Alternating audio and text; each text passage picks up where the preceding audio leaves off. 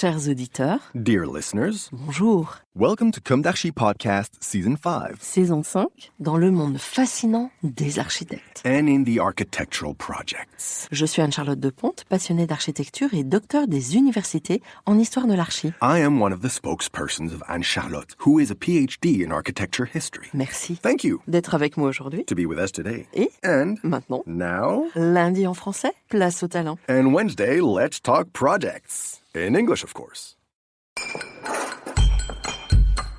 Bienvenue dans Comme d'Archi. Merci à toutes et à tous d'être là aujourd'hui pour clôturer cette journée très dense et très riche de la 17e session d'Europan à la Cité de l'Architecture et du Patrimoine. L'enjeu de ce plateau aujourd'hui, c'est de réfléchir à une question qui était à l'origine de la création d'Europan. Europan, c'est une idée française et une aventure européenne. Et aujourd'hui, ce qu'on constate, c'est qu'il y a un petit peu moins d'équipes françaises qui vont participer à des Europans étrangers et un petit peu moins d'Européens qui viennent participer en France à Europan.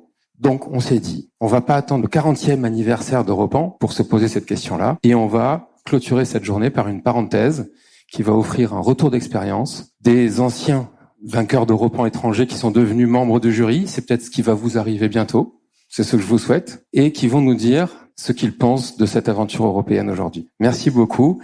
Et je cède la parole à Anne-Charlotte Deponte et ce magnifique partenariat qu'on a avec Comme d'Architecture. Comme d'Archi.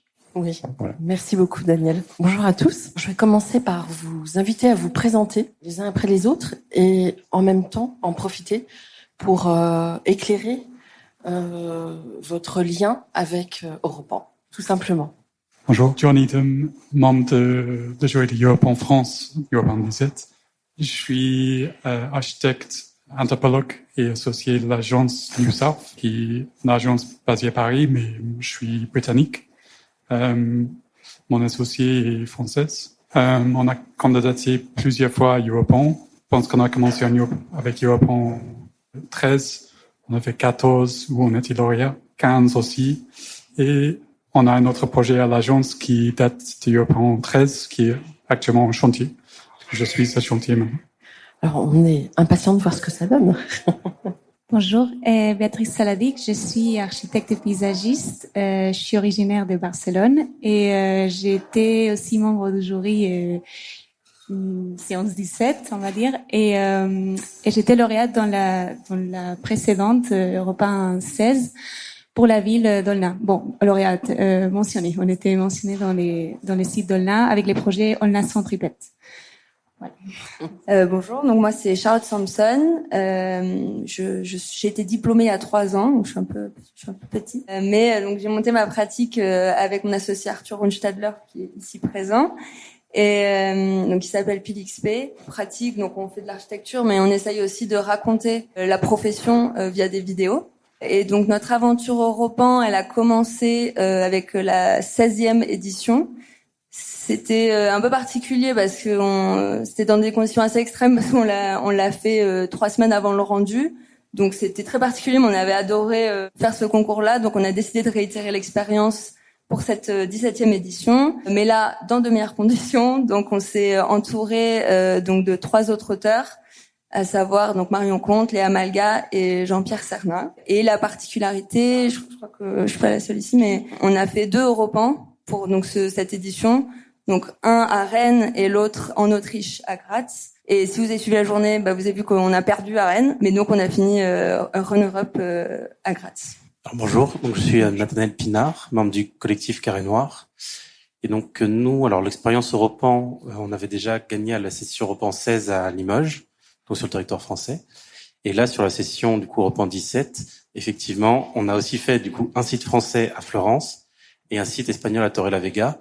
Alors pourquoi un site espagnol ? Parce que en fait notre collectif a aussi comme particularité donc d'être composé d'anciens de l'école de Clermont-Ferrand, mais aussi d'anciens colocataires Erasmus de Barcelone. Donc le lien avec l'Espagne aussi et le collectif était déjà formé. Bonjour, moi c'est Yann Oulard. J'ai cofondé avec Marine Gatt et Fanny Picourla le collectif Maya. Notre particularité, c'est avec Marine, on vit tous les deux à Barcelone. On travaille dans une agence franco-catalane qui fait énormément de projets en France. Et pour ce qui est d'Europan, c'était notre première fois cette année. On a eu la chance d'être co-lauréat sur le site de Le Palais, avec la proposition Défendons les Palentins. Et donc voilà, on est en Espagne et puis on fait des projets en France. Bonjour, c'est Elena Tejero, représentante de l'équipe Bocamal. Nous avons été lauréats dans cette dernière édition, 17, en Espagne, sur le site d'El Nalón. Et nous sommes une équipe franco-espagnole avec 2 Espagnols et 2 Français. Ils m'accompagnent ici. Quant à moi, je suis originaire de Madrid. Je travaille depuis 5 ans ici à Paris. Bon, déjà, bravo, parce que vous parlez tous bien français. Alors moi, Anne-Charlotte de Ponte, je vais expliciter un petit peu. J'ai créé, je pense, comme d'Archi, parce qu'auparavant, je m'étais occupée du concours du prix W pour Jean-Michel Villemotte. Et après, je suis allée chez Architecture Studio, où je me suis occupée des concours de la jeune architecture arabe. C'était juste après le printemps arabe. Et c'était incroyable. Du coup, ça m'a vraiment motivée pour créer un podcast qui soit à la fois en français et en anglais, ouvert à tous le plus possible. Alors, c'est peut-être un petit peu en tiraillement avec ce qu'on vit actuellement, qui est un repliement sur soi. Ça permet quand même d'être entendu partout dans le monde. On a été écouté dans environ 140 pays. Du coup, on va interroger Europan et sa dimension européenne. Première question, qu'est-ce qui, à votre avis, motive les équipes étrangères à la France pour venir postuler sur ce concours? Qui veut prendre la parole? En fait, on s'est présenté en tant qu'équipe étrangère, même si moi j'habitais à Paris au moment dont on s'est présenté. Mais je crois qu'il avait, en Espagne aussi, on comprend Europan comme une opportunité justement d'aller en Europe, parce pour les noms lui-même. Et on est notamment habitué à postuler ailleurs en Europe et pas autant de postuler chez nous. Bon, c'est le cas parce que il avait cette motivation-là d'abord, et après, c'est vrai que est-ce que c'est à l'envers, non? Il avait aussi cette question de, on va dire, pourquoi il n'a pas autant d'équipes étrangères qui postulent en France aussi, non? Bon, peut-être c'est un peu complémentaire. Je crois que il avait quelque chose. C'est la langue, une des facteurs principaux, parce que quand on postule en Autriche ou en Allemagne, c'est tout postulé en anglais ou quelque chose comme ça, ou même en Espagne.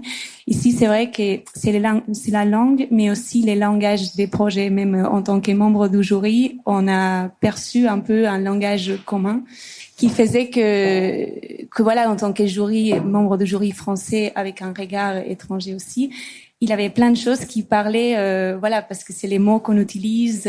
Aussi, il a beaucoup de commandes publiques en France, donc je crois aussi ça fait un langage qui est un peu peut-être difficile à aborder quand on est en équipe étrangère où on n'a pas les mêmes outils peut-être.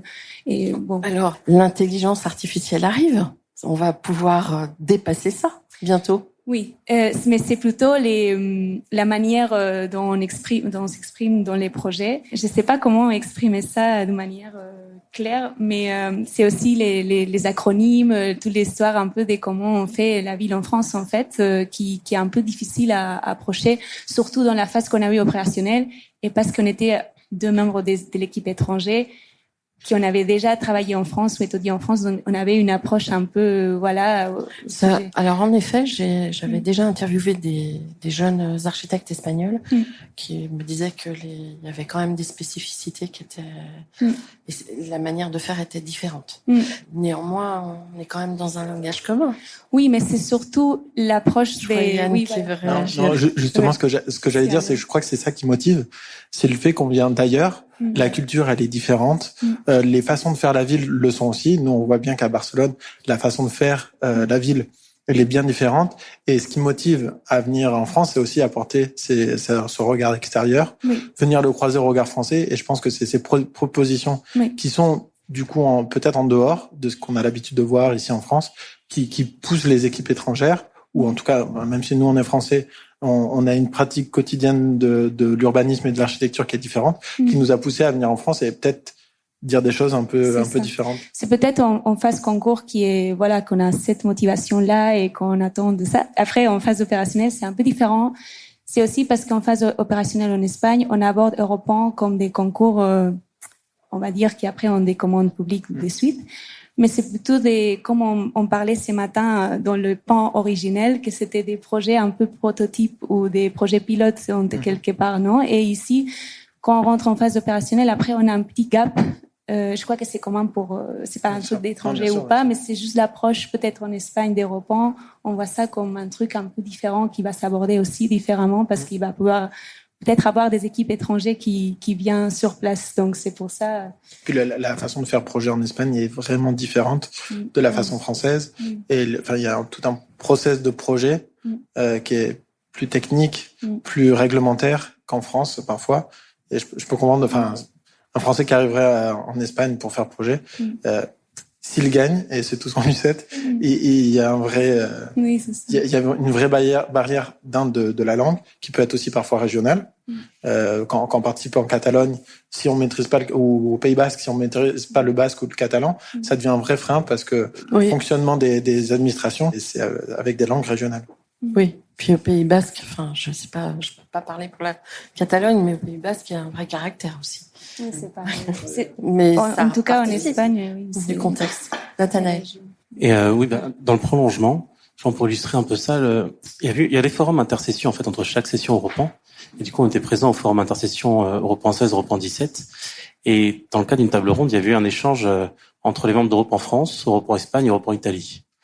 Et tout leur débat, c'était sur quelle est la stratégie adoptée. Parce qu'en France, il y a vraiment un accent très fort qui est mis sur le côté innovation, liberté d'expression. Du coup, ne pas donner un cadre trop fermé. Alors certes, il y a déjà des comités de communes ou des montages de maîtrise d'ouvrage. Une question qui est posée, mais ensuite laisser tous les ouverts possibles pour que les concepteurs arrivent et puissent projeter leurs imaginaires. Sachant que du coup, la contrepartie, c'est que derrière, une fois qu'on a gagné, pour avoir la réalisation, c'est beaucoup plus complexe. Et les statistiques de réalisation concrète réelle de projets européens en France sont pas très élevées. Donc la transformation est difficile. Voilà, c'est-à-dire que d'arriver à un projet construit, c'est très complexe. Par contre, ça laisse un champ très grand pour essayer d'apporter de nouveaux modes de gouvernance. Notamment sur la question politique, c'est particulièrement là que ça se joue. À l'inverse, ce que défendaient les Espagnols et les Italiens dans leur débat en interne, on va dire, c'était que eux, ils avaient un montage où ils disaient, certes, il faut l'innovation. Alors, du coup, je ne dis pas du tout qu'en Espagne ou en Italie, il n'y a pas d'innovation, il y en a une. Mais il faut d'abord un pragmatisme dans le montage opérationnel des choses. Et c'est aussi lié à la relation qu'a Europan avec chacun des pays. Par exemple, dans le concours en Espagne, quand on lit le brief du concours, on a quasiment en introduction un contrat de concours avec le tampon du ministère des Transports, Mobilité et Agenda Urbain qui est tamponné, parce que en Espagne, alors je sais pas dans quelle proportion ils sont fusionnés, mais Europan Espagne est vraiment totalement sous tutelle du ministère des Mobilités. Du coup, ça fait que le cadre du projet, c'est déjà beaucoup plus aussi dans le pragmatisme et donc dans l'opérationnalité. Et donc quand ils nous donnent un site avec une thématique, il faut répondre à la thématique. C'est-à-dire que la possibilité de venir d'essayer de transformer, de dévier le regard est moins grande. Ce qui fait que quand on a une équipe française, du coup, donc c'est l'inverse de la question, mais quand on a une équipe française qui va en Espagne, on se retrouve face à un choix un petit peu cornélien parce qu'on regarde le site, on a la réponse que tu pourrais faire sur le site, juste pour répondre aux questions, donc réponse, et on a en même temps l'envie de dévier cette question. Et donc on doit se dire, soit je prends le risque de sortir du cadre en sachant que les Espagnols ne l'apprécieront pas forcément au moment du jury, parce qu'ils vont se dire c'est pas réalisable dans le montage qu'on a créé, soit on répond simplement à la question et du coup on se bride. Et ça c'est une question de culture, il n'y a pas de système qui est meilleur que l'autre, parce que on peut aussi simplement se dire dans le cadre qui est donné, là innover d'une autre manière.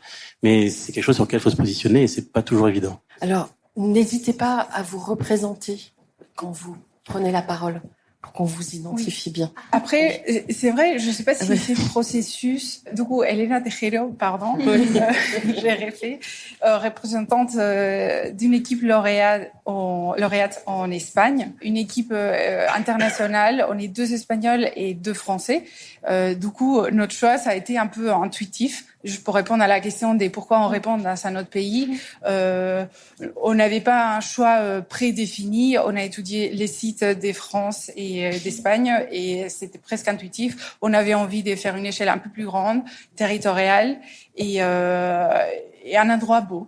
C'était aussi simple. C'est comme ça qu'on est arrivé à choisir. Et qui a arrêté votre choix. Et par contre, ce que vous expliquiez avant du montage des derrière, nous, quand on s'est présenté, on ignorait qu'est-ce qui allait se passer derrière. Maintenant, on sait qu'il y a, on va dire, l'organisation des repas en Espagne, ça fait qui est lauréat d'un projet, c'est préparé comme un appel d'offres public. Du coup, il y a un transfert ensuite aux administrations. Ça passe du ministère à l'administration territoriale et régionale du site.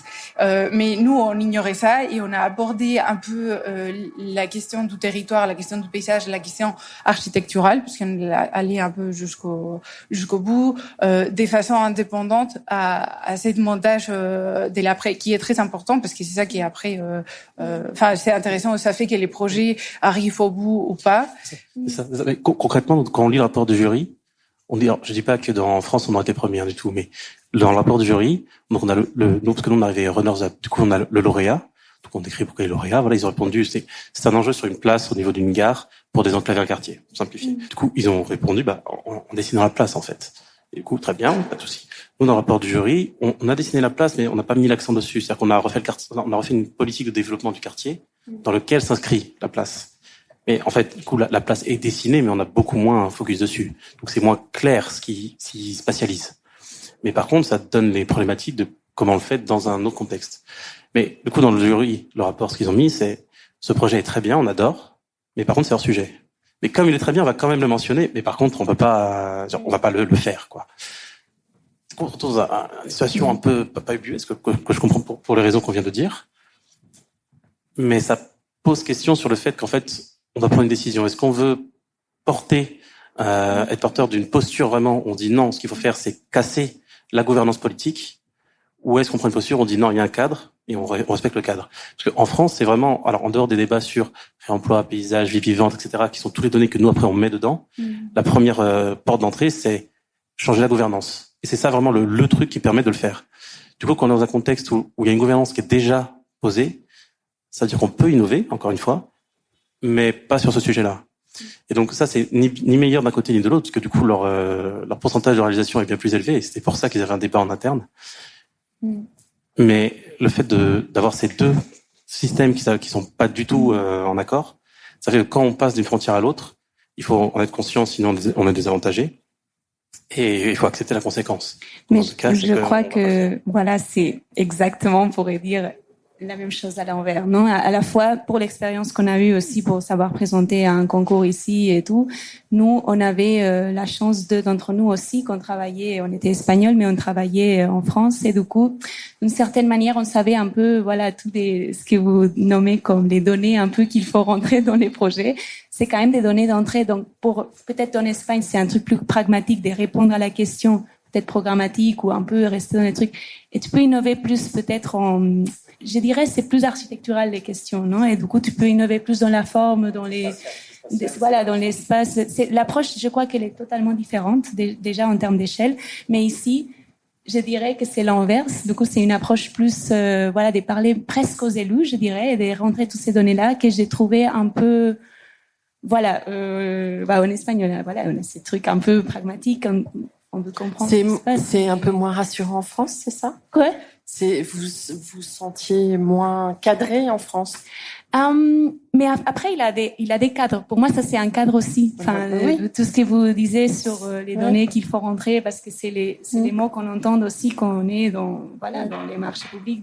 Pour moi, c'est aussi une donnée qui est une équipe étrangère, peut-être qui connaît pas les mots, hein. Enfin, nous, on connaissait les mots d'une certaine manière parce qu'on travaillait ici sur des sujets un peu similaires. Du coup, après, je crois qu'on est en France vraiment dans la notion de territoire. Oui, peut-être. Hein? Oui, peut-être. Ouais. Donc, vous êtes d'accord? Je pense que j'ai pas fait j'ai fait un Europan à l'étranger. C'était pas un très bon projet et on n'a pas hyper bien compris le contexte. Mais tous les Europans qu'on a fait en France, je pense que ce qui nous intéressait, c'était la complexité du site à chaque fois, la complexité des enjeux, qui fait qu'en fait, il n'y a pas vraiment de cadre. Le cadre, c'est que on sait pas ce qu'on va faire avec ce terrain. En fait, c'est problématique. On cherche des idées un peu désespérément, de temps en temps. Et du coup, il faut se mettre dans une posture où on a une espèce de brief de concours, un cahier de charge qui peut être extrêmement détaillé. Et il faut un peu ignorer, en effet. Et j'avoue que la seule fois que on n'est pas allé faire des visites de site avant de postuler, c'est le moment où on a été lauréat. Je pense qu'il y a vraiment une particularité de Europe en France. C'est peut-être pas le cas pour tous les sites, mais il y a une grosse tendance quand même où il faut un peu avoir un regard du recul.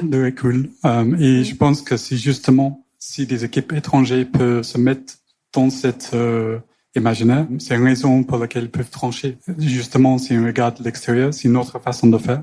Mais il faut pas attendre que c'est la même suite qu'on pourrait voir en Espagne, par exemple, parce que c'est pas le même enjeu. Il faut aussi comprendre que, en effet, c'est beaucoup moins probable qu'on va avoir une commande après. C'est un peu galère, en fait, souvent. Mais en même temps, le terrain de jeu est incroyable.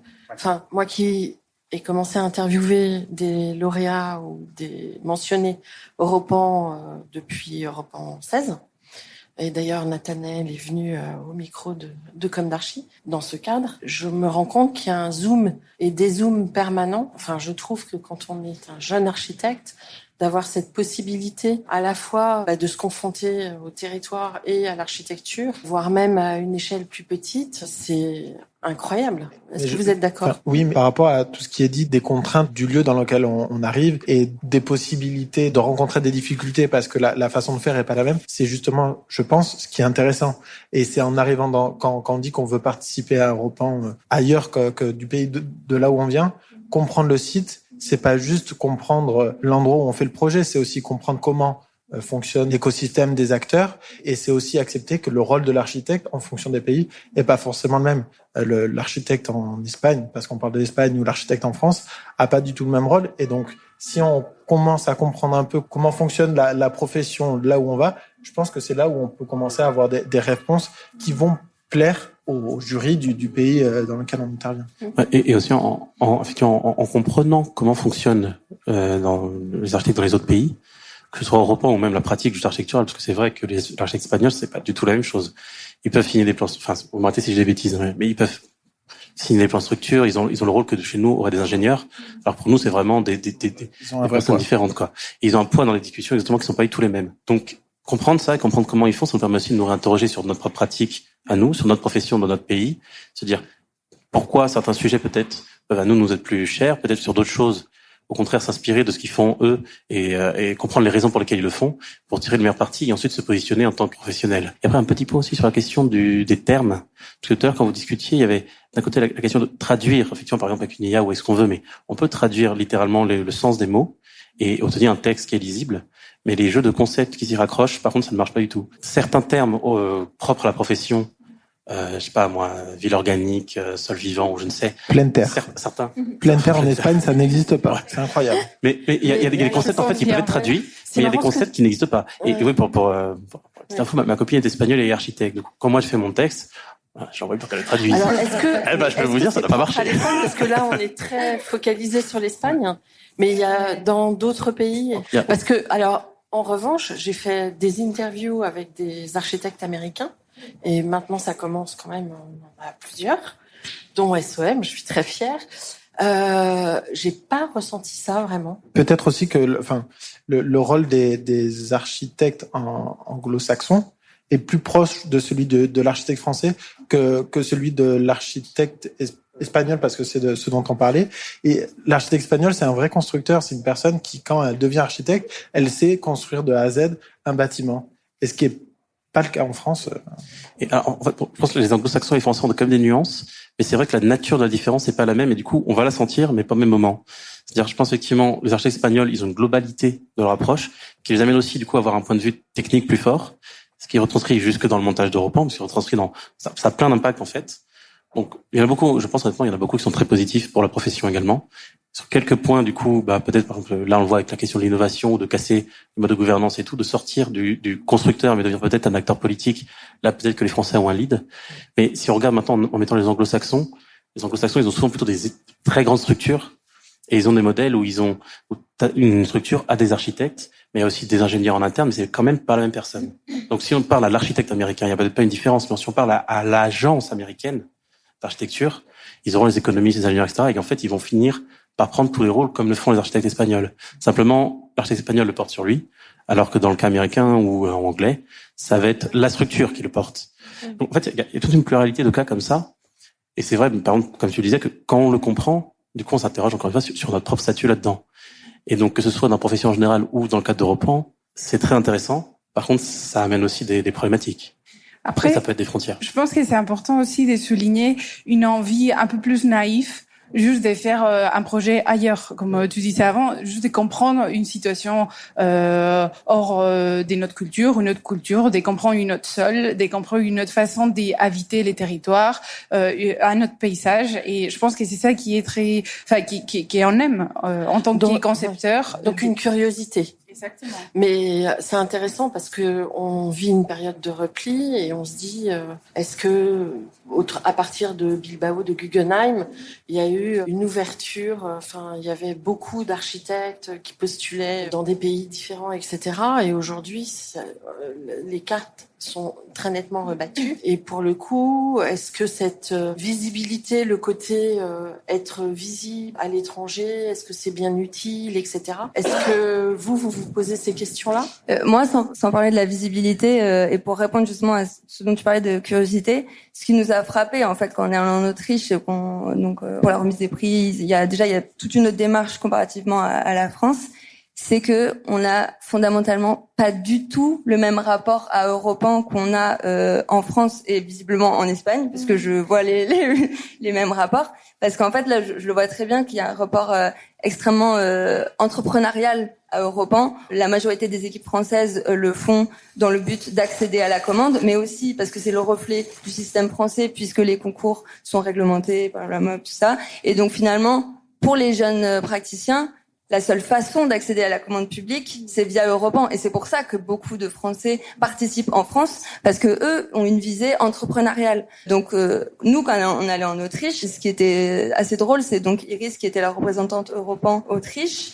Elle était même étonnée de voir des Français, parce que elle disait, mais pourquoi vous n'avez pas concouru en France? Parce que, bon, nous, on avait aussi concouru en France, mais elle était étonnée parce que elle avait cette vision des Français qui concouraient pour accéder à la commande. Mais c'est vrai que quand on regarde les projets construits, donc ceux qui passent des projets de papier à projets construits, en France, il y en a très peu.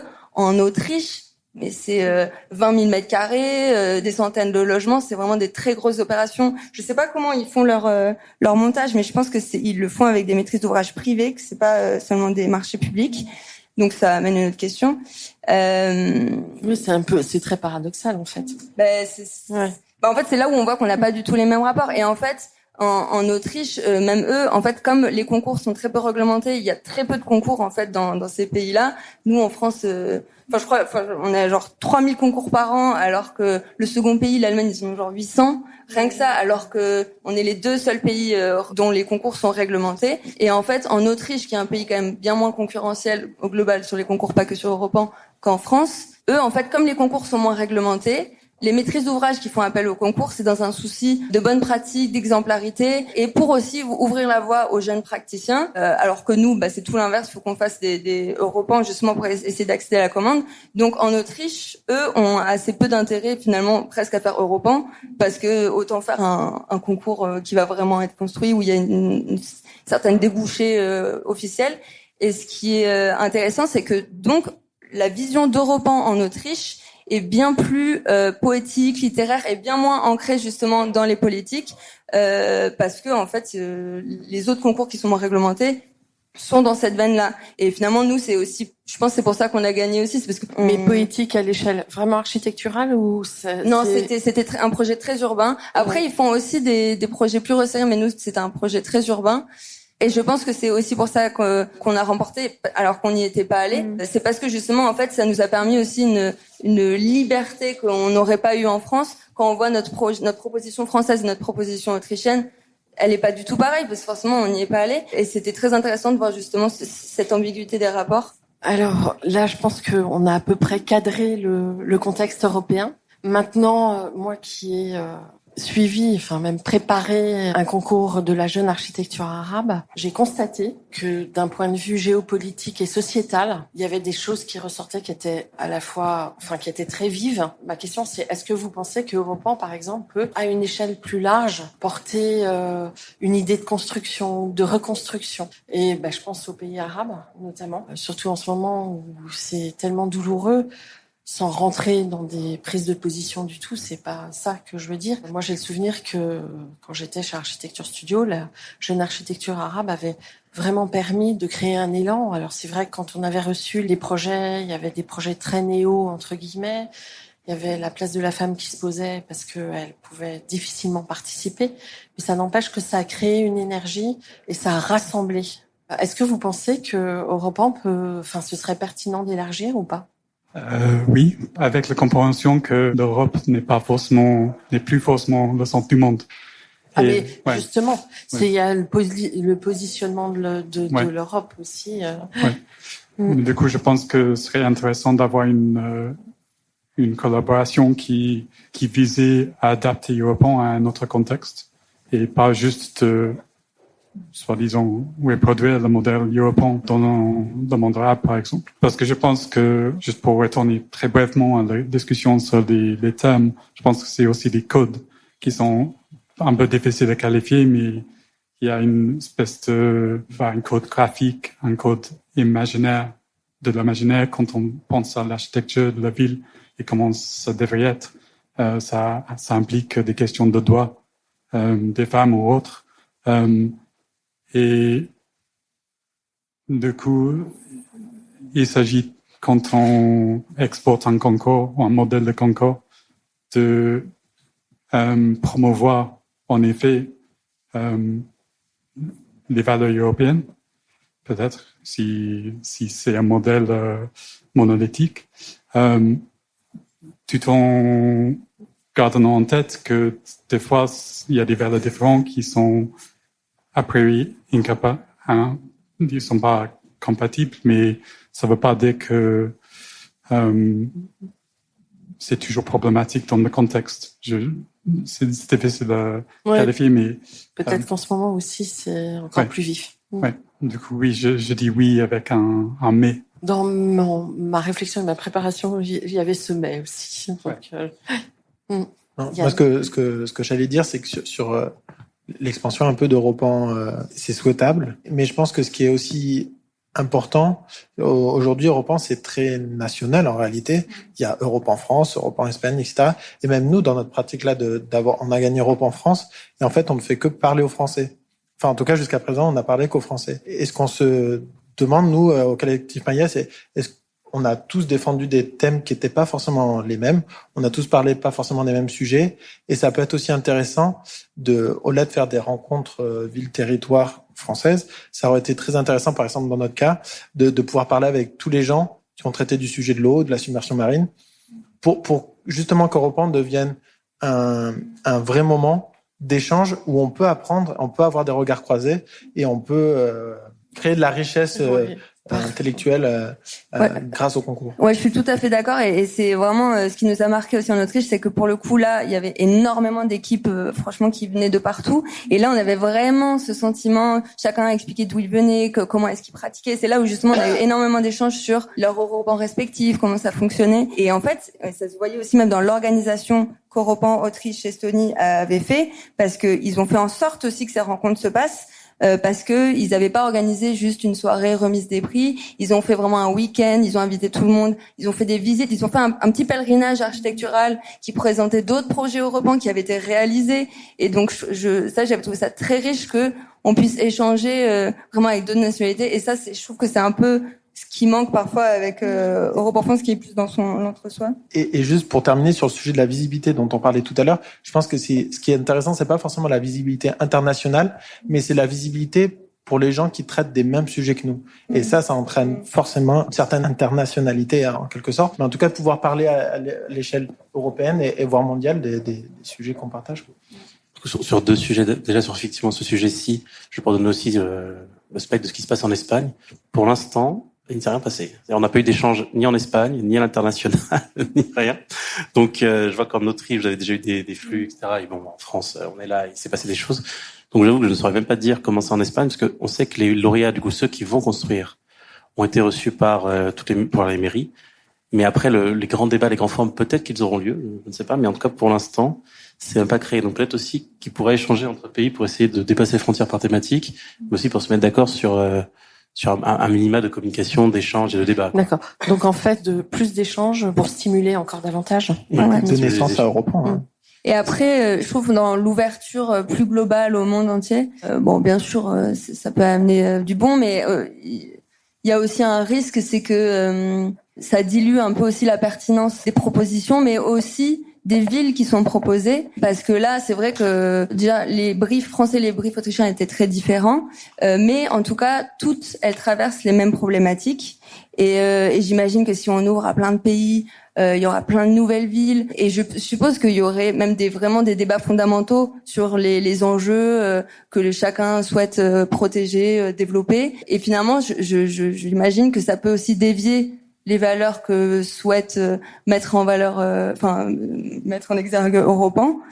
Donc c'est un peu aussi une porte ouverte à la dilution de la pertinence et peut-être potentiellement du prestige d'Europan. Mais ça peut aussi l'augmenter, mais en tout cas je pense que ça demanderait énormément de temps et de contrôle, quoi. D'où en prolongation, alors, et aussi un peu comme tu aurais été dit, un oui et un mais. Dire en oui pour cet élément-ci, c'est vrai que l'ouverture à d'autres pays, ça peut diluer. C'est vrai aussi que ça va nous amener, effectivement, comme tu le dis, à poser d'autres questions. Et je pense que les enjeux, les débats que peuvent avoir les différents pays d'Europe, bien qu'il y ait des diversités, ce sont des pays qui globalement, alors à des degrés divers, mais ont quand même le même niveau de développement urbain, paysager, etc. Ils ont, avec des variations, mais des débats malgré tout en partie uniformisés.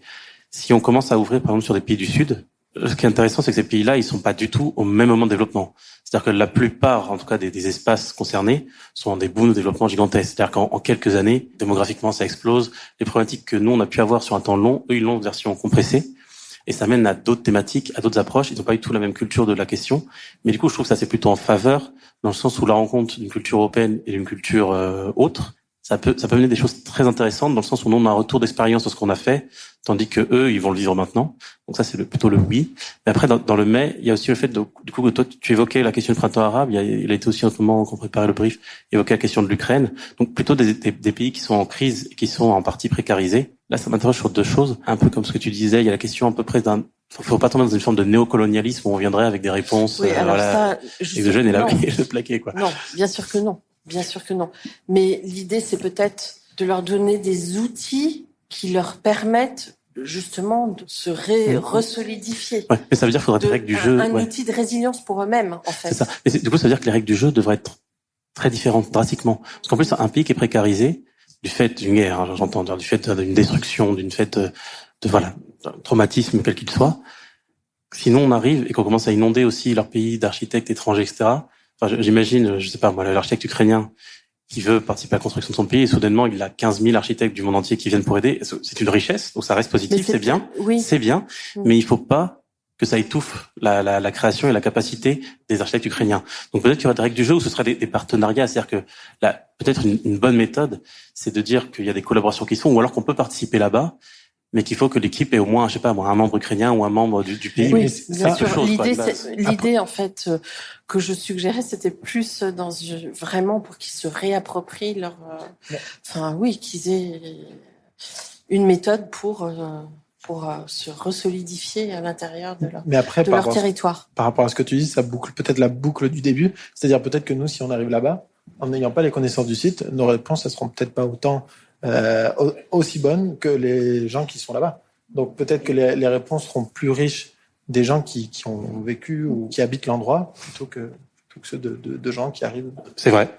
Mais écoute, c'est un problème parce que ça sert à quoi qu'on vienne si c'est pour faire une réponse qui est à côté. Du coup, c'est pour ça que je dis que peut-être la question c'est qu'eux ils connaissent leur pays, ils connaissent leur culture, ils connaissent leur traumatisme Et puis je suppose aussi qu'ils vont pas être dans un état d'esprit hyper productif. Ou même si on est sur des trucs un peu pragmatiques, nous on est là en sécurité en train de travailler, on a une capacité de production qui est peut-être meilleure que quelqu'un qui est sous les bombes, je ne sais où. Oui. Pour nous c'est anecdotique, pour eux je pense que ça peut être leur quotidien. Là c'est pas à l'instant T. Non mais oui, mais ça peut être une précarité. Non mais ça peut être une précarité ultérieure. Ce que je veux dire, c'est qu'ils n'ont pas les mêmes soutiens financiers, les mêmes. Alors, dans le montage, il faut garder une équité vis-à-vis d'eux. C'est juste ça.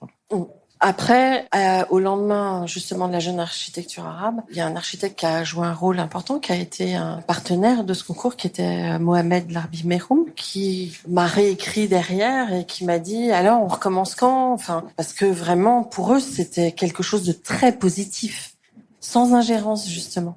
Ça peut, mais c'est que dans le cas dont tu parles, c'est une structure privée qui organise un concours pour que les personnes de ressortissants de ces pays, puis d'autres aussi, puissent réfléchir tous ensemble sur une thématique, s'exprimer, voilà, et valoriser ce qui peut être créé. Non, en fait, ce concours-là, ceux qui postulaient envoyaient un de leurs projets, tout simplement.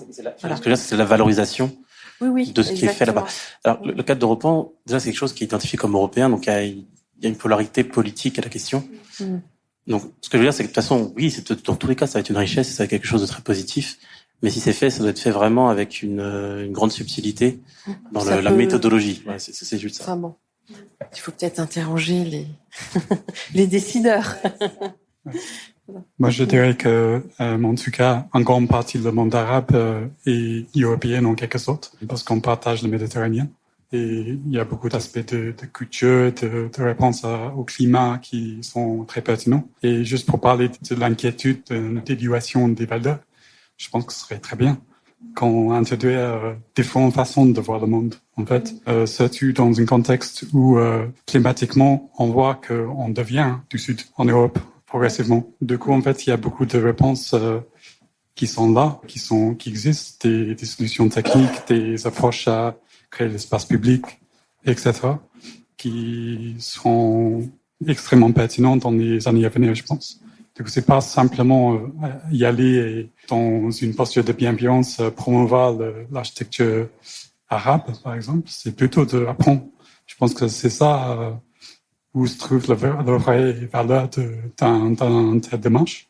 Et je pense que c'est peut-être une exagération. Je pense que c'est une exagération des gens qui dessinent sur des bombes. En fait, ces gens-là ont énormément de ressources. C'est pas forcément problématique, mais je pense qu'on va pas proposer un Europan à Gaza, c'est pas du tout le sujet, mais en fait, ces pays sont en traumatisme depuis l'époque coloniale, et du coup, il y a une très forte relation entre nos histoires, et on va avoir plus de relations dans le futur. Donc, je pense que, en effet, c'est très possible. Écoutez, merci beaucoup pour ces éclairages, et puis restons l'esprit en alerte. Merci beaucoup. Merci.